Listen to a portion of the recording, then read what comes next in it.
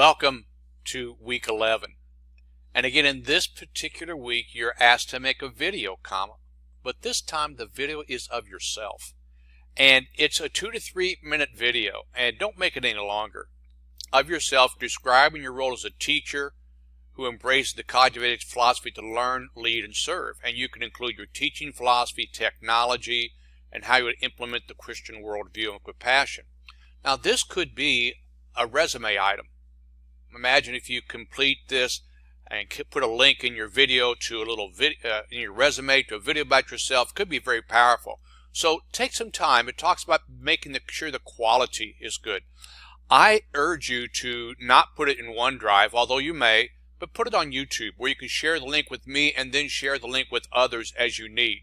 So take some time to read through this. And the chapter on teaching with a purpose on 15 is on reflection. And it talks about different things, self-knowledge. This is an interesting reflection. We've used Bloom to talk about scaffolding student learning.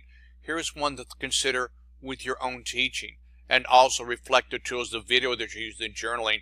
Reflective teaching. So you're being asked to become a reflective teacher in this week's unit and to video that. You also have your third evaluation due. Make sure you stay in contact with your supervisor, your cooperating teacher, and then the lesson, the question asks you about engaging your students and how you've modified.